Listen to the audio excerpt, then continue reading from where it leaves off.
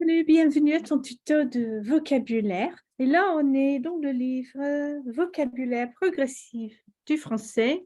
C'est niveau débutant. So we're in the beginner's book for vocabulaire progressif. And we're on page 68, if you have the book. C'est la page 68.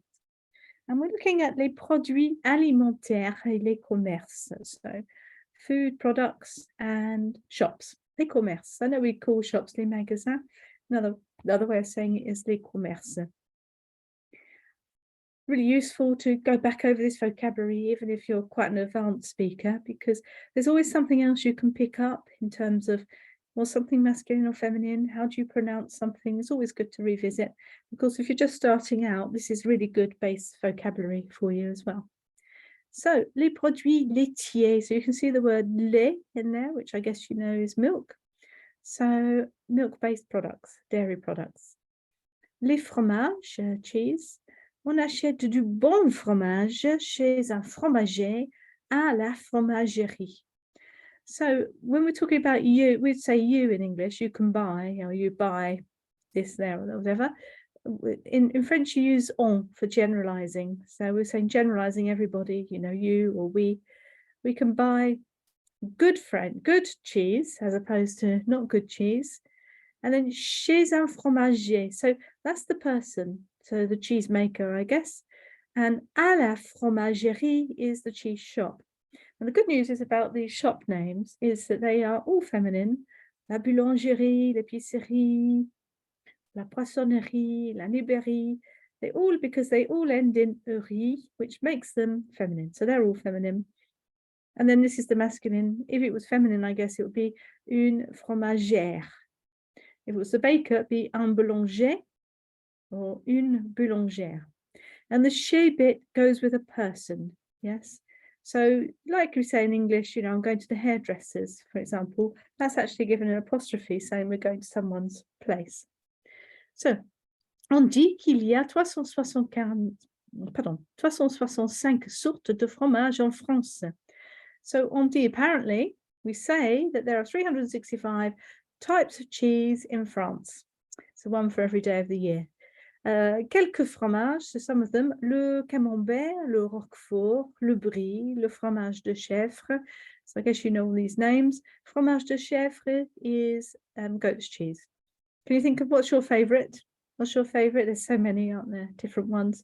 Perhaps you always go for the same type. So generally speaking, French cheese smells, you know, and that's a sign of its quality and its readiness to be eaten. And children say, le fromage qui pue. Le fromage qui pue. So smelly or stinky cheese. Yes. Okay, so la crèmerie. Okay, so we've got le lait. Notice the masculine and feminine. Les fromages, for example, this is actually un fromager, but le fromage doesn't tell us anywhere. It does there, le fromage. And you probably know that words ending in age tend to be masculine. Yes, so le fromage. Le lait, le beurre. You can see what these are, milk, butter. Le yaourt, yogurt. La crème fraîche, so fresh cream. So la crème fraîche, because la fraîche, yeah, is an adjective to describe the cream. And think about if it was le fromage, it'd be le fromage frais. Yeah, so that's why it's fresh, it's because it's la crème. And eggs, les œufs, when they're plural, les œufs, les œufs.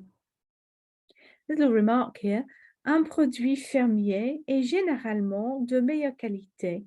Camembert fermier, œufs fermier. So if a product has got farmer written on it, then it's generally of better quality. So for example, camembert fermier, fermier, œufs fermier. Right, let's have a look at store covered stuff now. So les produits de base. Les produits de base. On peut acheter ces produits dans une épicerie qui égale un petit supermarché. So we can buy these products in une épicerie, which is effectively a small supermarket, corner shop type thing. So what have we got there? So la farine, flour, le sucre, sugar in France, you can find it en poudre, powdered sugar, or en morceaux, in pieces. It's usually quite often in cubes, but it can be different shapes, but in lumps, sugar lumps. Les pâtes, so that's pasta, for example, les spaghetti, les macaroni, le riz is rice. And then we've got les légumes secs, les lentilles, les pois chiches. So dried vegetables, pulses we'd call them. So things like lentils and chickpeas, les pois chiches, chickpeas. A tin is une boîte de conserve. Une boîte de conserve. And we now have jam, la confiture. Now, confiture is made of a fruit. And so it will be la confiture de something, because when something is made of something, it's a de. So, for example, la confiture d'orange, which I don't think is quite marmalade, actually, interestingly. And la confiture de fraise, so strawberry jam, for example. So anything that's de means it's made of, when we talk about food. A little remark here. Les Français apprécient de plus en plus les produits biologiques égale naturels. Well, biologique actually means organic, and it gets shortened down to bio. Les produits bio are organic products. So French are enjoying more and more organic products. Okay, les condiments, so accompaniments, sauces, that sort of thing. So we have l'huile d'olive, which is olive oil, or l'huile de tournesol. Tournesol turns to the sunflower oil. Le vinaigre, vinegar. Le sel, salt. La moutarde, mustard. Le poivre, pepper. La sauce tomate, tomato sauce. La mayonnaise, or les cornichons, or gherkins. There's a little remark down here, a remarque gastronomique. So here we go, cooking little food remark. Okay, si on mélange de l'huile, du vinaigre, du sel et du poivre, on obtient une vinaigrette qu'on le met dans la salade verte. So if we mix oil, vinegar, salt and pepper, we obtain or we make a vinaigrette, which we can put in a green salad. On peut aussi ajouter des fines herbes, basilic, estragon, persil, ou des herbes de Provence, thym, romarin, lavande. And you can also add in your herbs, basil, tarragon, parsley, or herbe de Provence, so thyme, rosemary, lavender, an example. Okay, now we have a look at page 69. And here we are at La Boulangerie. I don't know about you, but my favorite shop, really. So what have we got here? C'est le pain, la pâtisserie, les sucreries. So you can get bread in there, you can get pâtisserie in there, or sugary things. What's the other thing that you get in une boulangerie? What's the other thing? What's it called? What, all those morning goods, what are they called? Yeah, la viennoiserie, and that's things like pain au chocolat, croissant, des choses comme ça, pain au raisin. So there's different types of things. So la pâtisserie are all those delicate cakes that you get in boulangerie. So what have we got? Pour acheter du pain, on va chez le boulanger, à la boulangerie. Et pour acheter des gâteaux, on va chez le pâtissier, à la pâtisserie. Now, quite often you're going to get all of these in one shop, but sometimes they're separate. So to buy bread, we go to the baker's. So the baker is the person, chez le boulanger. The shop itself is called la boulangerie. And to buy cakes, we go to the pâtissier or à la pâtisserie. But usually they're one and the same, aren't they? Voici quelques spécialités françaises. So here are a few French specialities. Okay, I'm sure this will make you very hungry. So, une baguette. Notice it's une baguette. Words ending in E-double-T-E are feminine. So, une baguette. One not to get wrong, because I think If there's a place where you're going to be corrected on your masculine, feminine, it probably is in the boulangerie, it seems. So try to get that one right. Un pain de campagne, so that'd be a wholemeal type of loaf. Un croissant, which is part of la viennoiserie group. Un pain au raisin is another one that's part of the la viennoiserie. And it's un pain au raisin because, like we said before, the de would be made of, so confiture de fraises would be made of, but le pain au, or un pain au raisin, no, is bread with raisins in it, or currants in it. Yes, so that's with something in it. It's not made of that. And equally, un pain au chocolat is bread with chocolate in it.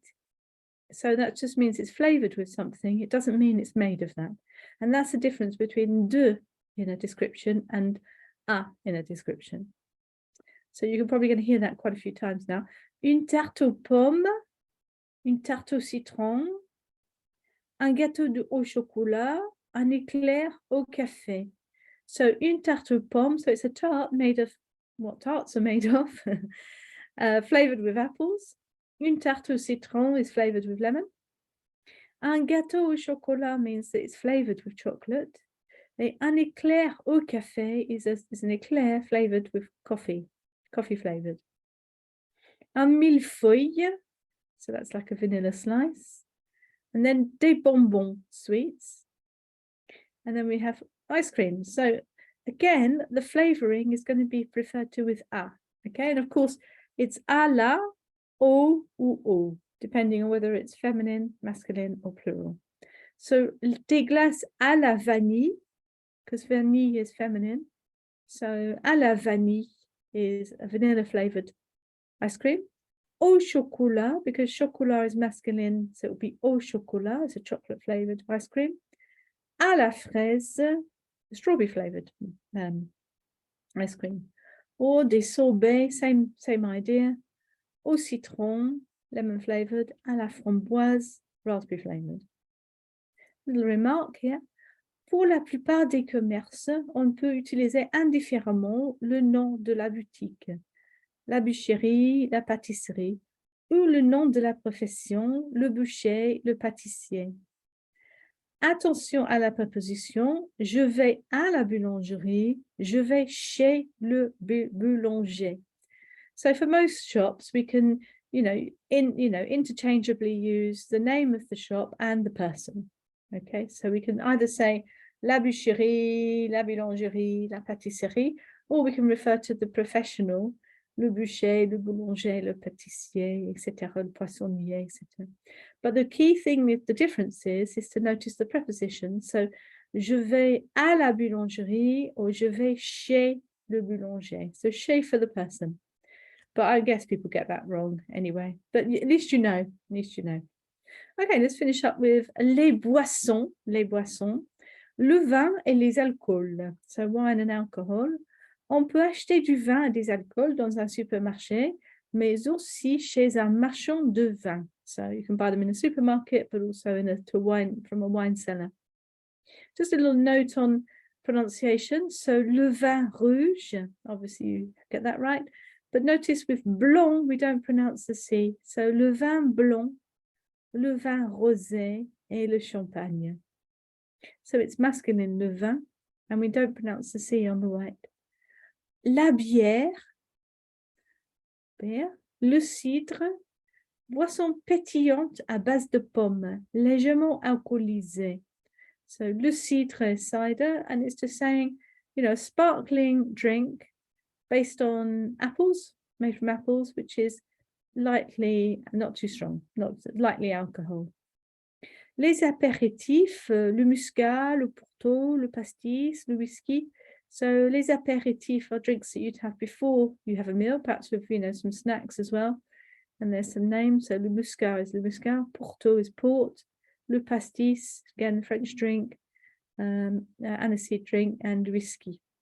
And les digestifs, so these are drinks that you'd have after your meal. So le cognac, l'armagnac, so those kind of spirits that you'd have at the end of a meal. And les boissons sans alcool, l'eau minérale, gazeuse, plate. So mineral water, either fizzy, gazeuse, or plate, flat, not any, no fizz in it. Le jus de fruits, le jus de pomme, d'orange, de raisin. So any of the fruit juices, we've got different fruits there. Le café, le thé, le chocolat chaud, tea, coffee, tea, hot chocolate. Une infusion de menthe, de camomile, de vervein. So those would all be your sort of like herbal teas as well. And also I have to say that in France now, there is a huge range of bières sans alcool as well. Huge range, really, really popular. So that could be added to this list now as well. Merci d'être là. Merci d'avoir écouté aussi attentivement. Et puis, à la prochaine. Merci beaucoup. Au revoir. Au revoir.